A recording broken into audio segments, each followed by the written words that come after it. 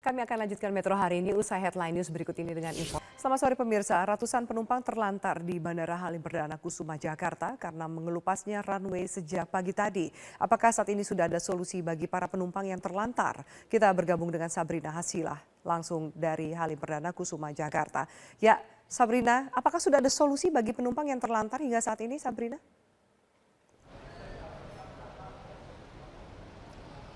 Ya, Afi, Terima kasih atas laporan Anda dari Bandara Halim Perdana Kusuma Jakarta.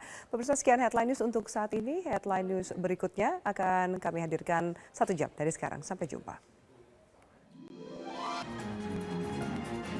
Pemirsa, penyidik Direktorat Tindak Pidana Korupsi Bareskrim Polri menahan Yusafni, tersangka dugaan korupsi pengadaan tanah untuk pembangunan infrastruktur strategis di Dinas Prasarana Jalan Tata Ruang dan Pemukiman Pemprov Sumatera Barat. Dalam kasus tersebut, negara diperkirakan mengalami kerugian hingga 60 miliar rupiah. Pemprov DKI Jakarta akan melakukan uji coba perdana atas jalur Simpang Susun Semanggi malam ini. Open traffic untuk umum rencananya akan dibuka pada pukul 7 malam. Pemirsa, untuk informasi lebih lanjut tentang uji coba Simpang Susun Semanggi, kita bergabung dengan Alivia Anindita dari kawasan Semanggi, Jakarta. Alivia, bagaimana sejauh ini persiapan jelang uji coba Simpang Susun Semanggi, Alivia?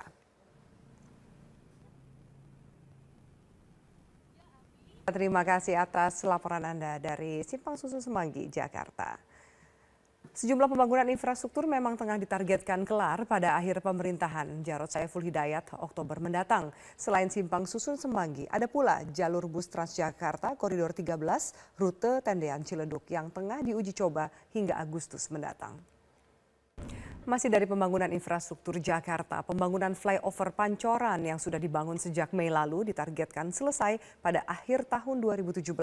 Namun selama proses pembangunan flyover ini berlangsung, antrean kendaraan dan kemacetan parah kerap terjadi di persimpangan Pancoran. Berikut liputan Wilson Purba. Kami akan jeda kembali, kami akan lanjutkan Metro hari ini dengan informasi. Pemirsa, Wali Kota Bandung Ridwan Kamil menyesalkan peristiwa pengeroyokan yang berakhir dengan meninggalnya supporter Persib Bandung Rico Andriawan. Ridwan Kamil berharap pelaku segera tertangkap. Meninggalnya Rico Andrian bobotoh korban pengeroyokan saat pertandingan antara Persib Bandung dan Persija mengundang keprihatinan berbagai pihak. Viking Persib mendukung proses hukum yang akan diambil pihak kepolisian dan meminta pelaku segera menyerahkan diri. Sementara itu Menpora Imam Nahrawi menyatakan keprihatinannya atas insiden pengeroyokan supporter yang mengakibatkan meninggalnya supporter Persib Bandung Rico Andrian. Menpora meminta kejadian ini menjadi yang terakhir dan supporter harus mengedepankan sportivitas bukan emosi dalam mendukung tim jagoannya. Pemirsa, kami akan lanjutkan Metro hari ini dengan informasi. Pemirsa, hari ini 388 calon haji kloter pertama embarkasi DKI Jakarta diberangkatkan ke Tanah Suci. Keberangkatan dilepas langsung oleh Menteri Agama dan Menteri Kesehatan dengan sejumlah pesan. Ratusan jemaah calon haji hari ini juga telah diberangkatkan dari sejumlah embarkasi daerah. Jumlah calon haji tahun ini meningkat dibandingkan tahun lalu karena adanya penambahan kuota. Pemirsa, jemaah calon haji kloter ketiga embarkasi DKI Jakarta telah tiba di Asrama Haji Pondok Gede, Jakarta. Rencananya mereka akan berangkat ke Tanah Suci pada besok sore. Kemudian juga sebanyak 359 calon haji kloter pertama dari Asrama Donohudan Boyolali diberangkatkan pada hari ini. Eva Wondo akan melaporkan informasi selengkapnya dari Asrama Haji Pondok Gede, Jakarta Timur, dan Ferdinand Karsten melaporkan dari Yogyakarta. Kita akan ke Eva Wondo terlebih. Arab Saudi saat ini dilaporkan sekitar 40 hingga 50 derajat Celcius, sangat panas. Apakah ada antisipasi khusus yang disiapkan? Ya, Afi, Keterbatasan fisik tidak menyurutkan niat seseorang, terutama seorang kakek, untuk naik haji, menabung per hari Rp1.000 selama 27 tahun dari nafkah sebagai tukang jahit keliling. Tahun ini akhirnya ia bisa berangkat ke Tanah Suci. Pemirsa, Komisi Pemberantasan Korupsi hari ini memanggil anggota DPR RI periode tahun 2009-2014 Khairuman Harahap. Khairuman diperiksa untuk tersangka Setia Novanto dalam kasus korupsi proyek KTP elektronik. Nama Khairuman masuk dalam surat dakwaan Irman dan Sugiharto. Ia disebut memperkaya diri sebesar $584.000 Amerika dan 26 miliar rupiah. KPK terus mendalami penyidikan mega korupsi proyek IKTP dengan memanggil sejumlah saksi untuk tersangka Setia Novanto. Untuk situasi terkini dari pemeriksaan para saksi, kita bergabung dengan Gadis Bianca di Gedung KPK Jakarta. Gadis, siapa saja yang dipanggil KPK hari ini sebagai saksi kasus IKTP? Ya, Afi, hari ini penyidik Setia Novanto sudah pernah diperiksa dalam kapasitasnya sebagai tersangka kasus IKTP. Evi sejak ditetapkan. Gadis Bianca melaporkan dari Gedung KPK Jakarta. Terima kasih Gadis atas laporan Anda. Presiden Joko Widodo membantah tudingan Susilo Bambang Yudhoyono dan Prabowo Subianto atas kekuasaan mutlak dan absolut di bawah pemerintahannya. Menurut Presiden Jokowi, pernyataan tersebut sangat berlebihan. Presiden ke-6 Susilo Bambang Yudhoyono dalam pertemuan dengan Prabowo semalam sempat menyatakan mengenai pemerintahan Presiden Joko Widodo yang telah melampaui batas. Berikut adalah pernyataan lengkapnya. Hubungan di dunia politik tidak berhenti berputar. Hari ini menjadi lawan, besok menjadi kawan, ataupun sebaliknya. Manuver pertemuan tokoh puncak partai pun belum tentu menghasilkan kesepakatan yang abadi. Memilih sekutu bisa berubah kapanpun dalam dunia politik. Pemirsa, berikut sejarah panjang politik antara Presiden Jokowi, SBY, dan Prabowo. Akan kami hadirkan informasi dari mancanegara. Partai Republik Amerika Serikat nampaknya harus bekerja keras untuk memenuhi janji Presiden Donald Trump mencabut Undang-Undang Layanan Kesehatan Amerika Serikat tahun 2010 atau Obamacare.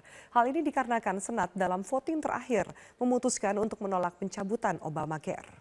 Upaya untuk mencabut sebuah kabar mengejutkan datang dari Jepang. Menteri Pertahanannya, Tomomi Inada, dilaporkan telah mengundurkan diri dari jabatan. Informasi dari mancanegara tadi menjadi sajian terakhir dalam Metro hari ini. Atas nama kerabat kerja yang bertugas, saya Afiani Malik undur diri. Terima kasih atas atensi Anda. Selamat sore, sampai jumpa.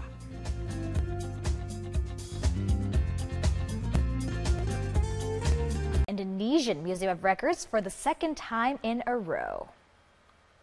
Stay with us on World News. We'll be right back after the break with more news and information. Welcome back on World News. Soldiers and volunteers were on Monday resuming rescue operations after pulling 46 bodies from 2 buses buried in mud from a landslide in Indian village triggered by heavy monsoon rains on Sunday.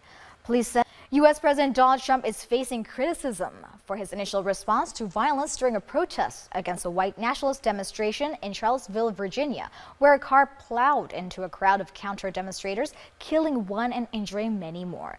VOA's Marcus Harton has the story. Meanwhile, Virginia Governor Terry McAuliffe declared a state of emergency after fights broke out between armor-clad shield-carrying white nationalist demonstrators and similarly armed counter-protesters in Charlottesville to protest the removal of a Confederate statue. 3 people were killed in violence at the rally and in a helicopter crash that police linked to the protests. Several bouts of violence broke out at a White House supremacist rally in Charlottesville, Virginia, as demonstrators clashed with counter-protesters in the streets surrounding the park where the rally was held. 1 woman was killed when a car rammed into peaceful protesters walking away from the rally, and 2 Virginia state troopers were killed in a helicopter crash. We give you 2 sides of the story. And now let's take a look at what the weather will be like across the world today. We're back on World News. The 16th Fashion Carnival Parade dazzled crowds in Jember, East Java last Sunday. The event was a combination of the annual carnival, which ran from the 9th to 13th of August and had victory. In New York City, Pilates classes are nothing new, but perhaps only one class is taking on the aches and pains specific to our digital culture and texting obsession. VOA's Tina Trinth reports. The Hajj pilgrimage is considered to be the most important event of a Muslim's spiritual life.